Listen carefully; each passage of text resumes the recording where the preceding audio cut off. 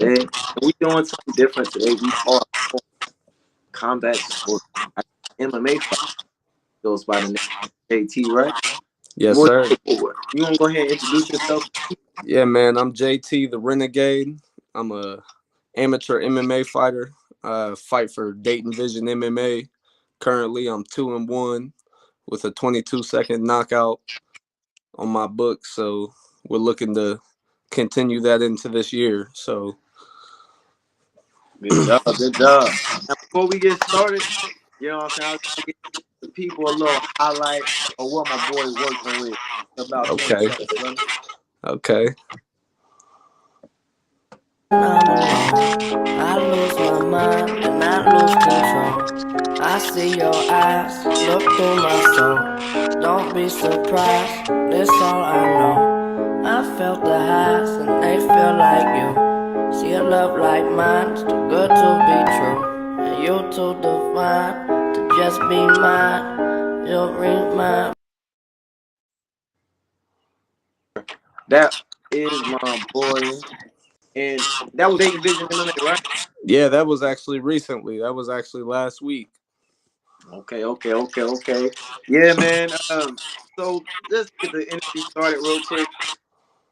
Well, first of all, did you think Hamzat Chimaev versus Strickland? Did you watch that fight? Man, can I just say, man, like, come on, man, like Sean Strickland, America stand up, because it took a while. It's a long time coming, man. You know, we watched the Irishman get smashed by by Habib. You know, it's tough. This sport's a tough sport, man, and when you have two guys who know each other and know each other's every move and who's trained with each other, there's gonna be things that happen in a fight that you wouldn't really expect or believe, because like you got to realize we have rounds with these guys, you know what I mean, like rounds and rounds and rounds with these guys. And most people, I mean, a lot of people knew that Sean Strickland and Hamzat trained together, but they didn't know to the extent of what, you know what I mean. We only see what we're shown on YouTube, and Right. Sean told us, I know how to wrestle. I've wrestled Chimaev. I've wrestled these Dagestani guys and these Chechnyan guys. He showed his work. He showed that he is a true champion. And nobody a few days ago thought that Sean Strickland would ever hold the belt again. I didn't think he was even gonna get past the first. Exactly. But that's what it takes with Chimaev, is the first and the second round, man. You got to get past the first and the second. You know, it's crazy, and I noticed that once you get Chimaev in those championship rounds, he fades. Yeah, he fades, man. He And fades. it's been shown, but he's a tough MFer, you know what I'm saying? He's a savage. He comes from a land of war, a home of war. His people don't play.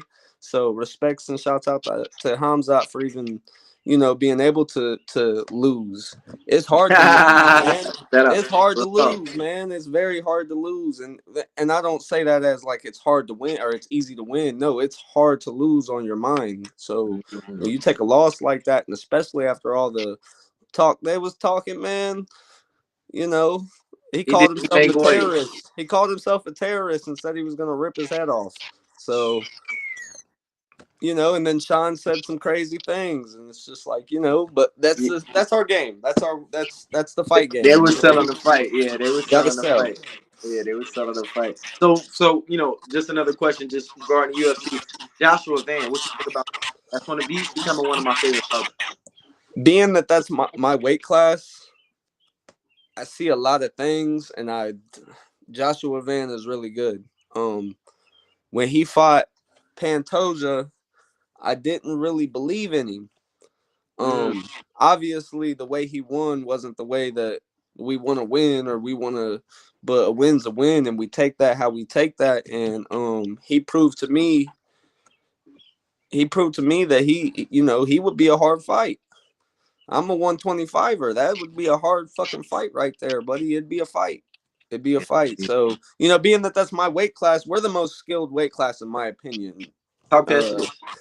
Because we don't rely on power, whereas more as we rely on our skill and what we know.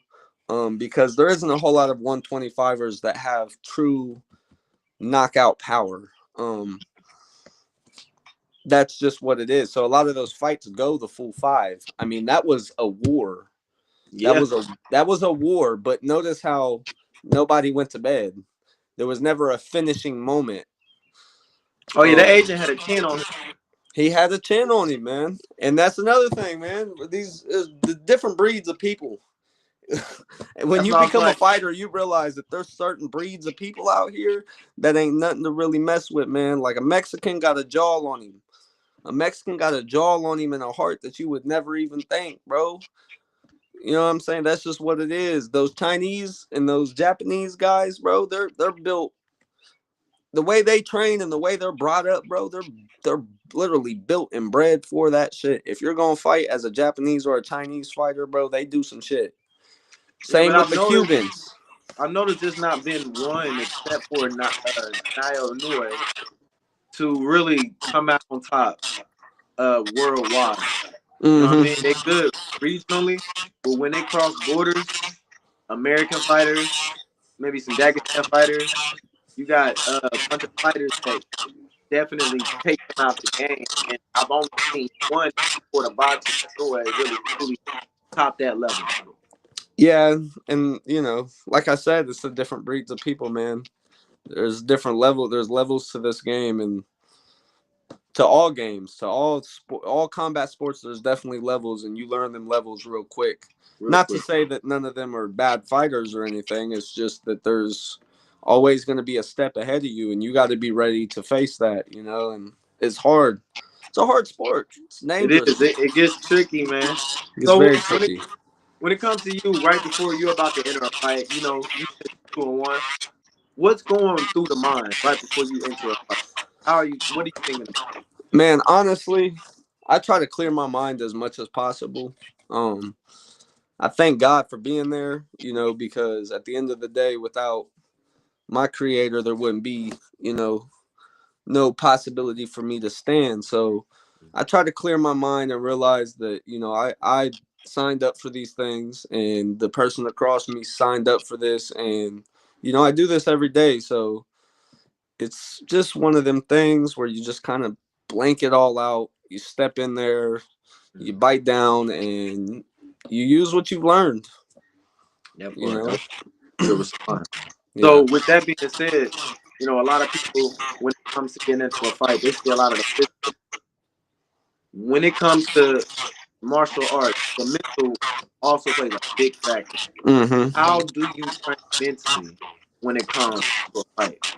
So when it comes to a fight, mentally preparing myself is I think about the things that hurt me.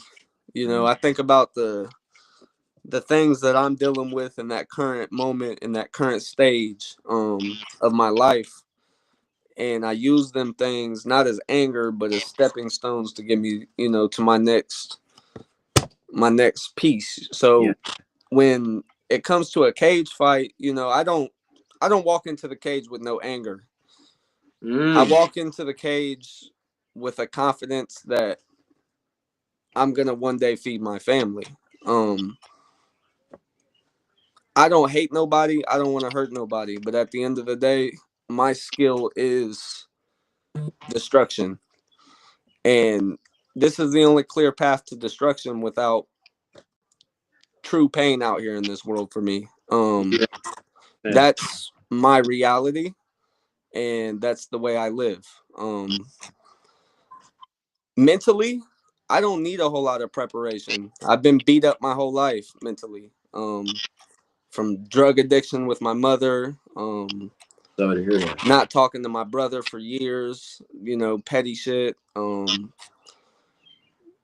all, just all kinds of things. I'm not going to go too deep into it, but just these things help me. They create this barrier and this shield around my mind that allows, because there is a little boy in there that screams out like, why are you doing this, but like me personally, I block him out because I'm protecting him.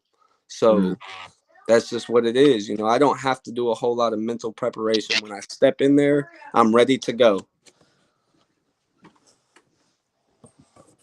Okay, okay, that's beautiful. That's beautiful. So, with that being said, that ties into a lot of fear. You know what I'm saying? That little boy inside, basically trying to protect from fear of what comes.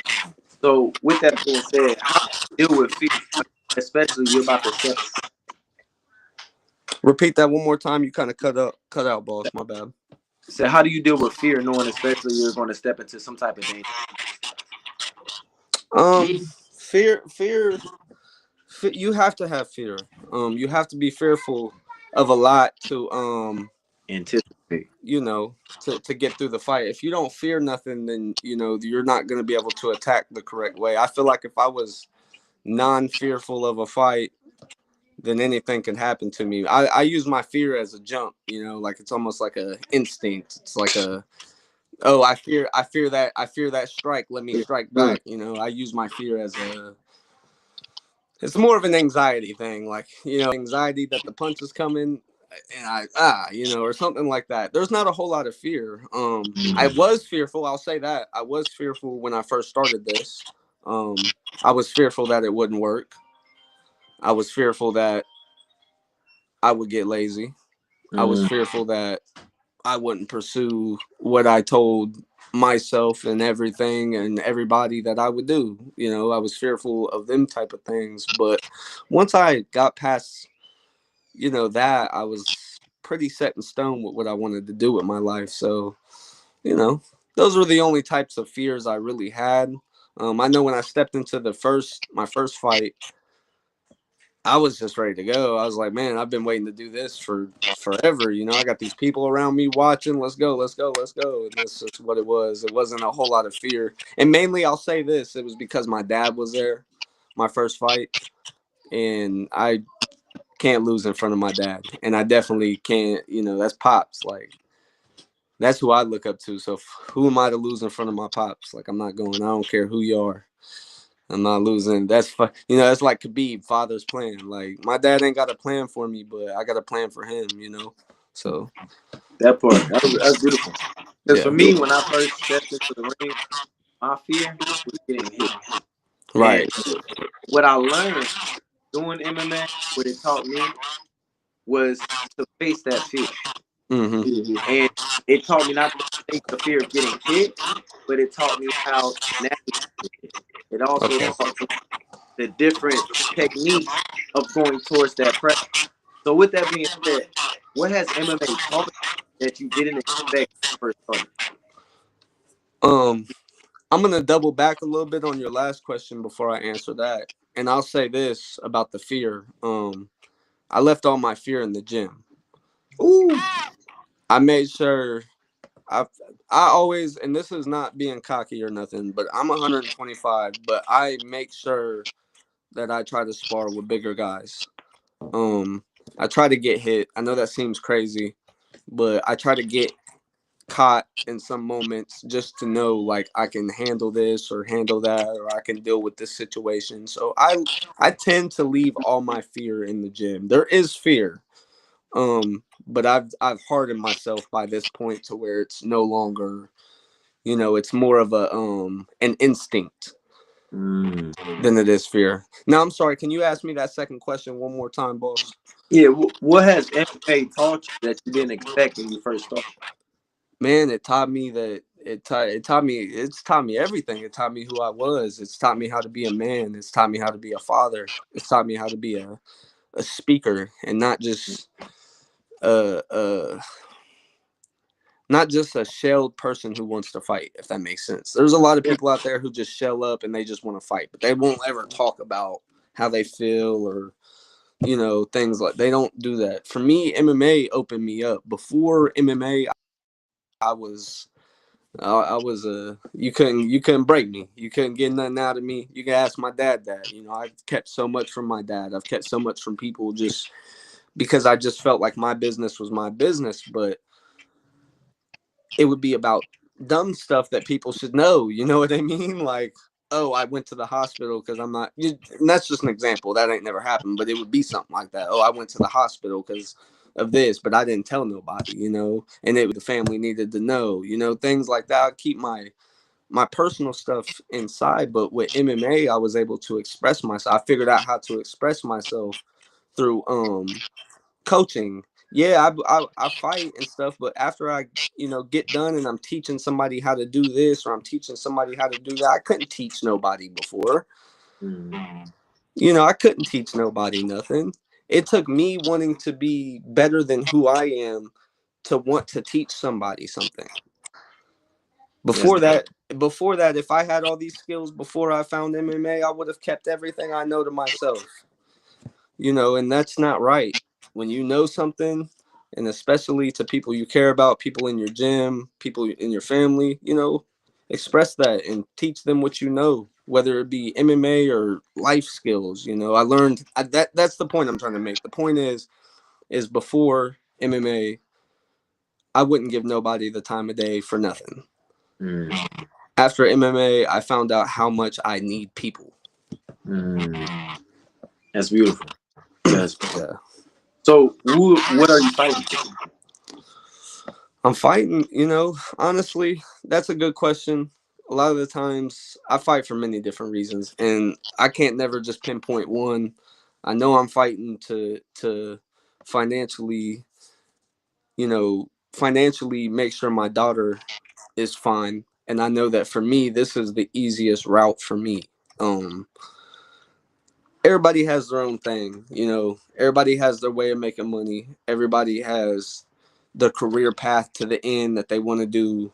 I didn't have that growing up. I didn't have the structure to grow that, the structure for that to grow up. You know what I mean? Like nobody sat me down and told me, "Hey, this is how you do your taxes, and you need to find a career path, and you need to go to college, and you need to." Yeah, people said little minor things, but there was never nobody who sat me down and said, "Hey, this is the path, and this is how you do this." You see what I'm saying? So when I was 20 and I didn't have my life figured out yet, and I didn't know what I wanted to be, and I didn't know where I wanted to go, and all I knew was, bro, I'm angry. Mm. I'm angry. I'm mad. What do I do with this?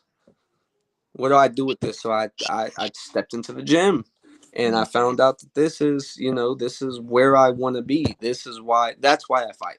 Because if I didn't have fighting, I'd probably be homeless right now. I'd probably be homeless. I probably wouldn't be fighting to see my daughter. I probably wouldn't care about much. That's just the Mm. truth because by this point I've done it all. I've worked job to job. I've lived couch to couch. I've begged to stay here. I've begged for this. I begged for that. I, you know, asked people for help. I'm done with that. You know, this is my life now, and I've taken control over it. So I've used MMA as my pathway, and that's what I'm fighting for. I'm fighting for control of my life, and you know, the deeper connection to my God. Because when I'm fighting, I feel spiritually in tune. It's not like when I'm not in that gym or I'm not fighting or doing something like I don't. There's some disconnection. But when I'm in that gym and I step in there, I just feel I don't know. I feel really good, man. I feel enlightened. I feel blessed, you know, to be there and to have people around me who actually genuinely care about me and my best interest, even though sometimes I may think, you know, people aren't looking at it like that. Like these coaches and these people around me, bro, they're genuine people, Genuine people, yeah. and I feel they're that. tough. They're tough on me. They're tough on me. They're Mhm. hard on me. They want me in that gym. They make me they make me feel sometimes like I'm not doing enough because I'm not. You know, I gotta step up. I gotta be better. I know this. You know what I'm saying? I fight it, but that's the devil working, and I'm working against him. I promise you, I'm working against him. That's beautiful. That was beautiful. I So, appreciate you. that was beautiful. So have you ever been in a moment in your life where, like, I've been in the gym sparring, and I've had a moment where no matter what the dude threw,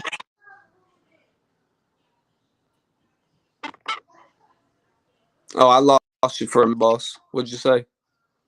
you see me? Yeah, we're back. We're back. Yep, we're back. Yeah, I was in the gym and I had a moment where no matter what he threw, I was dodging it and I was able to counter and he couldn't touch me. Have you Yeah. ever had a moment where you just entered that flow state? Flow state. Are you talking about in fight? Yeah. That Or would be the. gym, sparring, anything.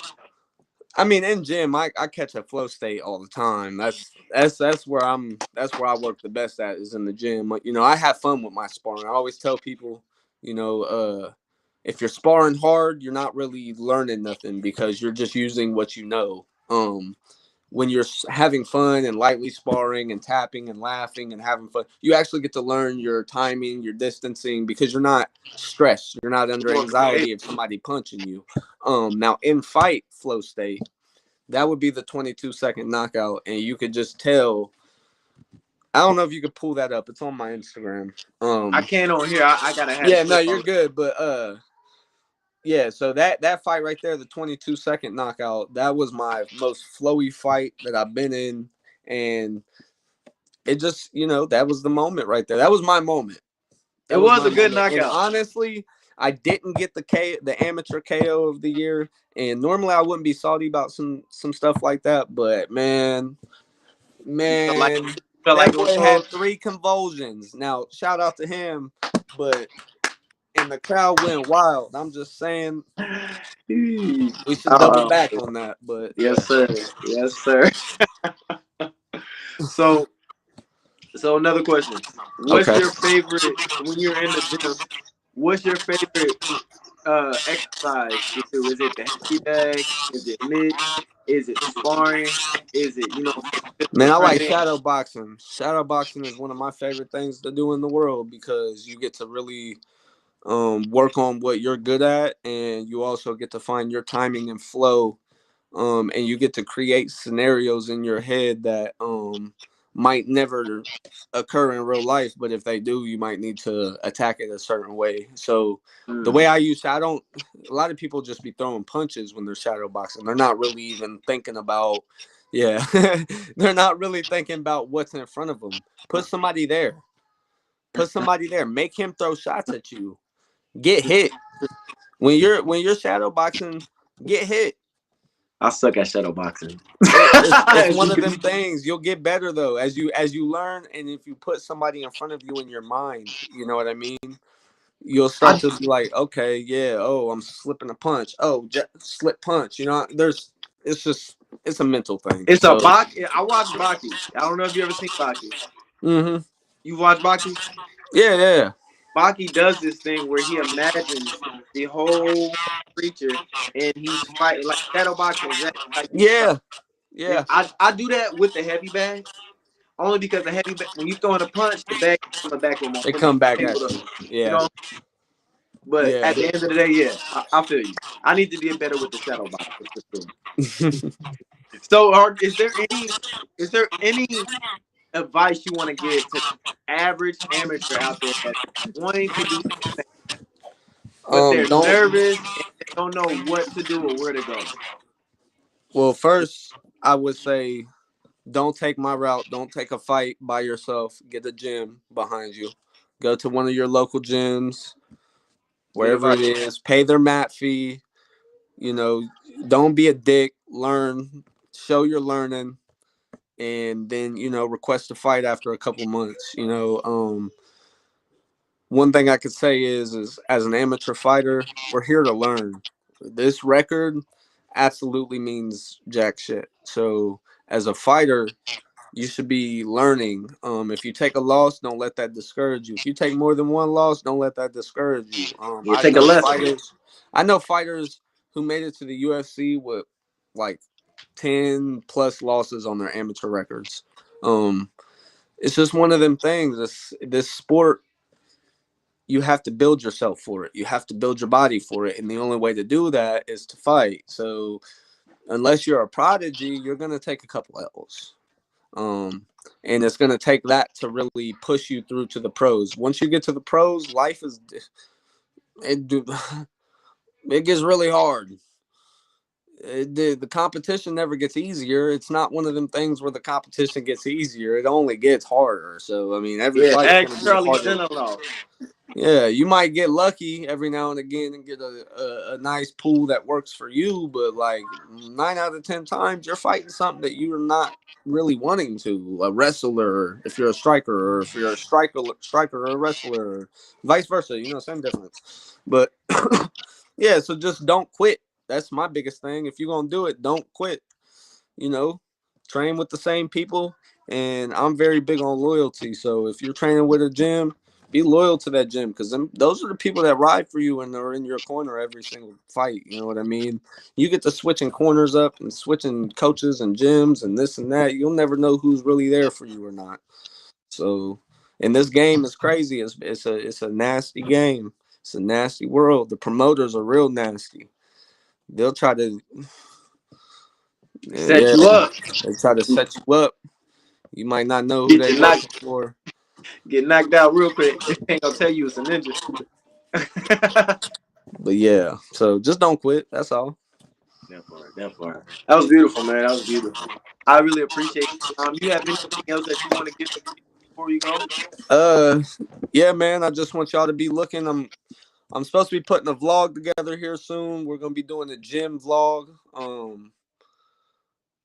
It's more of like a day in the life type situation, but we're gonna be doing that, and we're just gonna be more active on the social media. I've been kind of dead here lately. I ain't really been trying to post too much or give too much, but I've been rebuilding me as a person. This interview was kind of my stepping stone to getting back into my social media. So just let y'all know I'm coming. I'm finna get this hair cut. Once the hair's cut, the king comes back. Yay, talk your shit, man. The king comes back, man. Y'all know when I cut my hair, a fight's coming. So that's So what's we gotta get a happening. sparring session in, brother. I gotta Hey, spar you one good time again. let's do a Value Nation live spar here soon. We'll get me, you, Jive. We'll all go out to the gym. Let's do it. You know I'm 205 now. You big motherfucker. I'm lying, bro. I'm lying. I know you not. I know you big bastard. I'm 150 though. But yeah, man. Hey, I appreciate you, dog. Yeah, man, for sure, for sure. I We're gonna do it appreciate again, you. man. Just let me know Yeah. when you got a fight coming up. We'll promote it, and then we'll also interview after the fight. Yes, sir. Hey, I appreciate you guys. Value Nation is Yes, sir. Value Renegade. Nation, where Yes, value sir. meets vibration and purpose practice. We see you on the next one.